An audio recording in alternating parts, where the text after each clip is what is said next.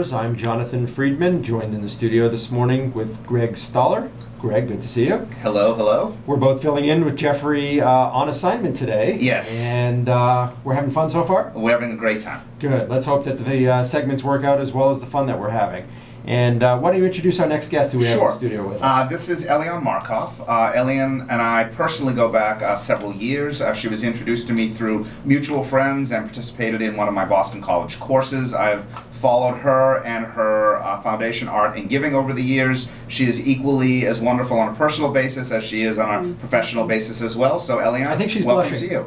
But this is radio, so we're fine. No one can see me. That's good. Yeah. Eliane, welcome to the studio. Why don't you tell you. us a little bit about Art and Giving Foundation? Well, the mission of Art and Giving is to raise funds for pediatric cancer by promoting the fine arts. So people start things for different reasons. The reason I started Art and Giving is really to benefit the foundation that's in memory of my daughter. She died of a brain tumor when she was 9 years old, and I started painting to try to find a logo for a foundation that my husband and I were setting up in her memory. And I really was not an artist. And I took a painting that she drew while she was at the Jimmy Fund Clinic, and I copied it and we used it as a foundation. I found wonderful. Yeah, thank you. I found the process to be, even though it was very painful, it was also very therapeutic. And I continued to paint. I started taking lessons, and next thing I know, I was actually exhibiting my paintings at certain places, and people actually wanted to pay money for them. So it encouraged me to continue to paint. I joined the SOA Guild in Boston. I have a studio in Boston, and many other artists have come to me and found out what I was doing. I was painting to sell and to raise money for pediatric cancer research. And the next thing we know is about 30 artists right now that agree to collaborate with Art and Giving as we approach companies and organizations to use art not just as a gift to recognize people, but also to adorn buildings, especially when there's new buildings coming, being built for new businesses. They have thousands of dollars allocated for art. Why not consider buying a piece of art from any one of those 30 different galleries, studios? And by the way, half the money goes to pediatric cancer research. Oh, wonderful. So congratulations, and again, taking a terrible tragedy in your life and turning it into a wonderful opportunity for others. Congratulations to you. One of the things that, so is this a loose collaboration of artists? How do the artists work together? Are they're an affiliation that you bring together, Art and Giving brings together? Yes, we have a committee. We have a committee that evaluates and approves all the artists. We started with only maybe 6 or 7 artists involved, and as we became more, more prominent in the Boston area, artists would reach out to us and say, "Can I be part of you?" So at the beginning, I used to accept everyone who had a studio who was willing to make a contribution. Yeah, exactly. You got it. Yes, a startup. So when we hired a curator, who also, by the way, is a board member, but she's also a volunteer, she said, "Eliane, I will look at all the artists who submit their applications, and I will give you my opinion, my professional opinion."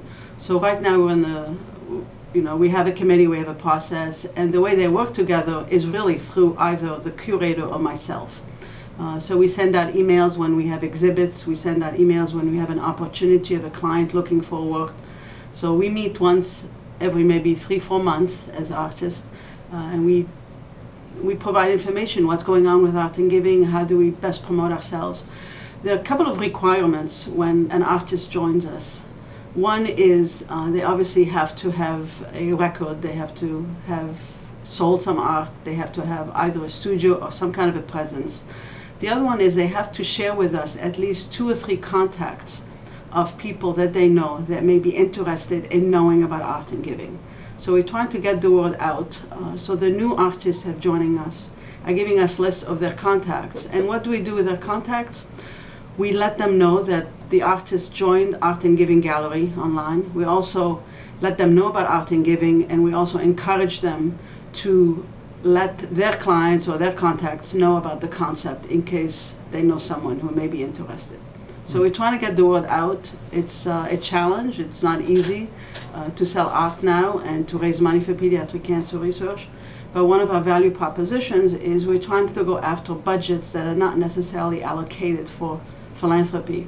They're budgets allocated for art, for recognition gifts, gifts for speakers, for guest speakers, for board members, for retired people, or anyone who does anything, a volunteer, a donor. Usually you get a gift. Interesting strategy. Yeah. So take the dollars that they have anyways and make their dollars do good as well. Yeah.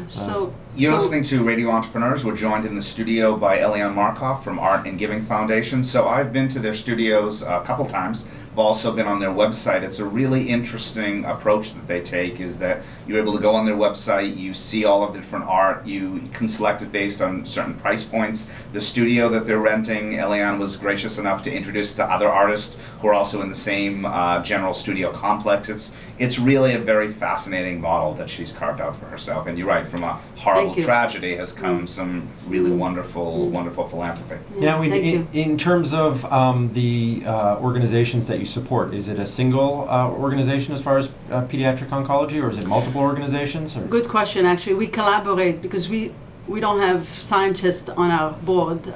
We have, by the way, a board of about 17 members, and one of the members, I'm very happy to say, is the ex-president of Children's Hospital in Boston. Wonderful. So the way we select our research, we do two things. We fund research for pediatric cancer, but we also fund research focusing on brain tumors, but we also fund programs to help children and families cope with childhood cancer.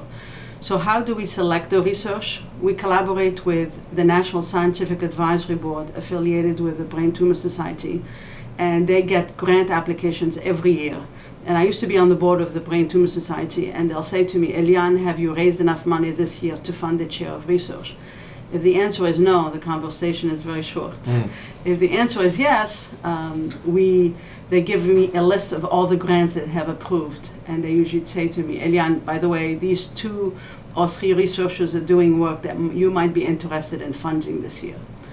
So in addition to the research, we also try to fund children who go to summer camps dedicated for kids going through chemo, radiation. We try to do conferences and help families with siblings or loss of a child. So it really is very broad-based in a sense, and you're not specifically raising money for one institution, one organization. No. Well, I can tell you that some of the research we funded in the past, the very first one we funded was at Sloan Kettering. We funded things at Stanford. We're actually working with someone very closely right now at Stanford, Dr. Chen. We're honoring on January 30th at the State House. We worked with City Hope, we worked with UCLA, Stanford, I mentioned, so we did a little bit with the Broad Institute. Wonderful. I guess one of the questions that I would ask is, it seems to me that this would have national and certainly international appeal. So, thinking about corporations across the country and different markets that they serve. Well, absolutely. We have some of our clients we're trying to develop the relationship with, and I think I'm okay mentioning it because they're on my website. Microsoft, Raymond James, Harvard Pilgrim Healthcare. So we're very lucky to have them as clients, and we're hoping to develop the relationship with them. Could you let us know a little bit about your background? I mean, obviously you had a horrible tragedy with your daughter, but prior to that, as I've said, I've personally known Eliane for several years. Could you tell us a little bit about your story? Because I think our listeners would find it pretty darn interesting. I guess really going back, I was born in Cairo, Egypt. My family got kicked out in '67, right after the Six-Day War. I've been in the States since 1968. I was 13 when I arrived, so you can do the math. Let's see, I went to business school, Boston College, and I'm very happy I went there. After business school, I ended up working for digital equipment corporations. Before that, I was in banking. I was the international economist at State Street Bank back in 1977, 78, 79. Went back to school, ended up working for Digital Equipment Corporation for 19 years. I was primarily in the research and development arena, doing program management, working with engineers and working with marketing, trying to create an infrastructure for the technical community to learn more about the market needs of companies in terms of computing. And after that, I left in 1998, when a year after Compact acquired them. Right. And I really did some consulting, primarily consulting. I ended up teaching at Bentley College for about 5 years. I was teaching organizational behavior and business planning, both on the undergrad, and I had a graduate course that I taught.